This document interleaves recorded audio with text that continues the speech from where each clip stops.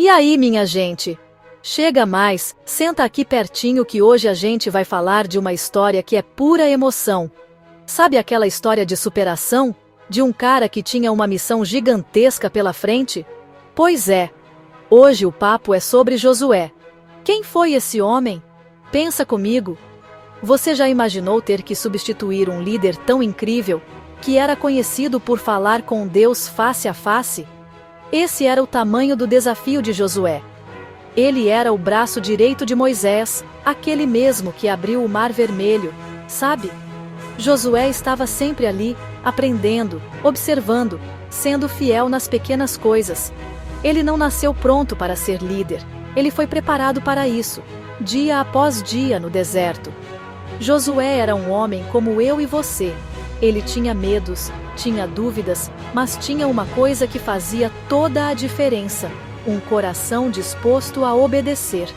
Ele viu de perto todos os milagres que Deus fez através de Moisés. Ele viu o povo reclamando, viu a dificuldade que era liderar milhões de pessoas com saudades do passado. Mas enquanto muitos olhavam para trás, Josué olhava para frente.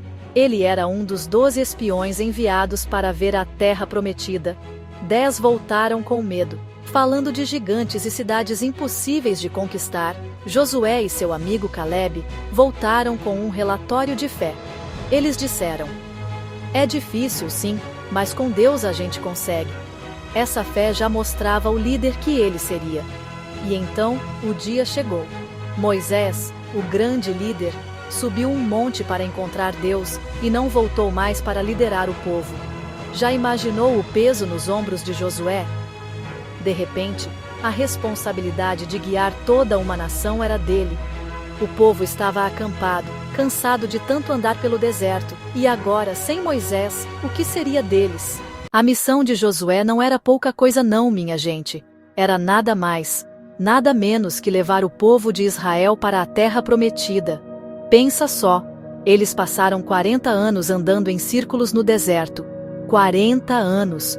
Uma geração inteira nasceu e morreu sem ver a promessa se cumprir. Era como prometer a uma criança um parque de diversões incrível, mas ela ter que andar por um caminho longo e difícil por anos a fio antes de chegar lá. A esperança de muitos já estava fraquinha, sabe? Eles estavam cansados, desanimados. A missão de Josué era reacender essa chama, mostrar que o destino final estava ali, do outro lado do rio. Canaã era descrita como um lugar onde manava leite, manava mel. Que imagem bonita, né? Isso não quer dizer que tinha rios de leite de verdade, mas um lugar super fértil, cheio de oportunidades, um lar. Depois de viver em tendas sem endereço fixo, a ideia de ter uma casa plantar-colher era um sonho, mas tinha um detalhe: a terra não estava vazia. Agora segura o coração, porque essa parte é de arrepiar. O primeiro desafio de Josué não era uma muralha nem um exército, era a natureza. O rio Jordão estava na frente deles, época de cheia, a correnteza era violenta. Para um povo com milhões de pessoas, crianças, idosos, animais, atravessar era simplesmente impossível. Mas a ordem de Deus foi clara: avancem agora. Ele disse para os sacerdotes irem na frente. A Arca da Aliança, a presença de Deus. A ordem: quando os pés tocarem a água, caminhem para o meio e parem. Imagine, sacerdotes com a arca, caminhando para a água furiosa. O povo olhando, em silêncio, prendendo a respiração. Os sacerdotes deram o primeiro passo na água. No exato momento em que as solas tocaram a beira do rio, aconteceu o milagre. A água de cima parou e se amontoou, muralhas de água. A água rio abaixo seguiu, deixando o leito completamente seco. O povo não podia acreditar. O impossível virou um caminho seguro. Depois de atravessar o Jordão, o povo de Israel acampou Jericó, a primeira cidade a ser conquistada. Não era uma cidadezinha qualquer. Jericó era uma fortaleza. Muralhas duplas, muralhas altas, muralhas grossas, considerada invencível, portões trancados. Soldados de prontidão nos muros. Mensagem de Jericó: daqui vocês não passam. Para estrategistas, cerco longo. Mas Deus tinha outro plano. Um plano sem sentido militar. Josué recebeu instruções bizarras. Esqueça escadas, esqueça arietes, esqueça catapultas. Marchem ao redor uma vez por dia, por 6 dias. 7 sacerdotes à frente da arca, tocando trombetas de chifre de carneiro. O exército deve marchar em silêncio. Ninguém deve gritar ou falar. Os de cima das muralhas deviam achar ridículo. E assim eles fizeram. 1º dia, 2º dia, 3º dia, 4º dia, 5º dia, 6º dia. Disciplina e obediência, vontade de gritar, vontade de provocar. Lutavam com os pés, lutavam com a fé. Chegou o 7º dia, marchem 7 vezes. Na 7ª, toque longo das trombetas. Todo o povo grita com toda a força. O chão tremeu, as muralhas ruíram, abriram caminho para dentro da cidade. Vitória pela obediência e por um grito de fé. A queda de Jericó é mais do que uma história de guerra.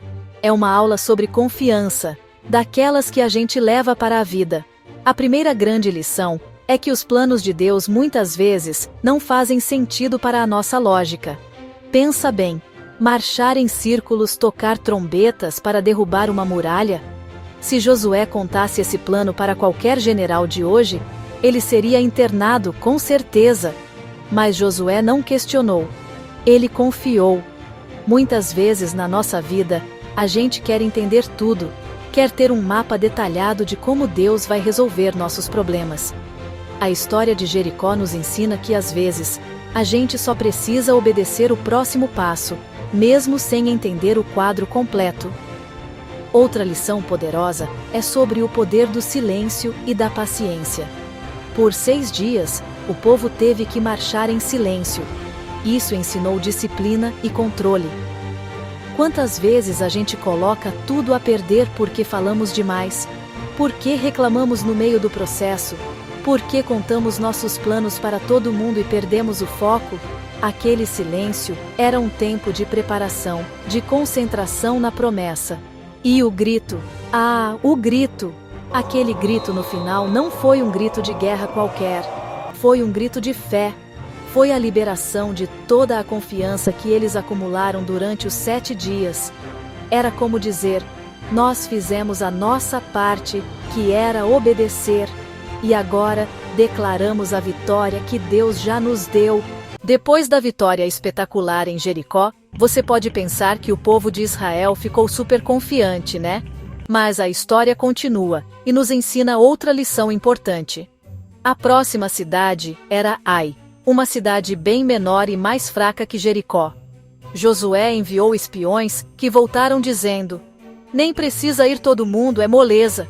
Uns 2 ou 3 mil homens resolvem isso. Eles ficaram autoconfiantes, mas eles foram para a batalha e, para a surpresa de todos, foram derrotados. Os homens de Ai os colocaram para correr. O que deu errado? Josué ficou desesperado. Ele se jogou no chão e perguntou a Deus por que aquilo tinha acontecido. E a resposta de Deus foi dura e direta. Levante-se. Israel pecou, mas um homem chamado Acã desobedeceu. Ele pegou uma capa bonita, um pouco de prata-ouro, e escondeu na sua tenda. Um pecado escondido de uma única pessoa afetou a nação inteira. Depois que o pecado de Acã foi resolvido, Deus deu a Josué uma nova chance e uma nova estratégia para conquistar Ai. Dessa vez, não era para marchar em círculos, mas para usar uma tática militar inteligente, uma emboscada. Josué deveria levar o exército principal para a frente da cidade e fingir uma fuga, atraindo os soldados de Ai para fora. A estratégia funcionou perfeitamente. Eles conquistaram Ai, mostrando que Deus usa tanto milagres sobrenaturais quanto a inteligência e a estratégia humana. Depois de anos de batalhas e muitas vitórias, a maior parte da terra prometida estava sob o controle de Israel. A fase mais intensa da guerra tinha passado. Agora vinha a divisão da terra. Era o momento de transformar a promessa geral em realidade para cada família.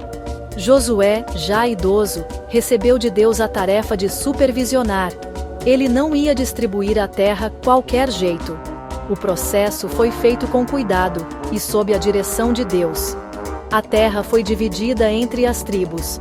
Cada uma das 12 tribos descendentes dos filhos de Jacó recebeu um território como herança perpétua. Pensa na emoção.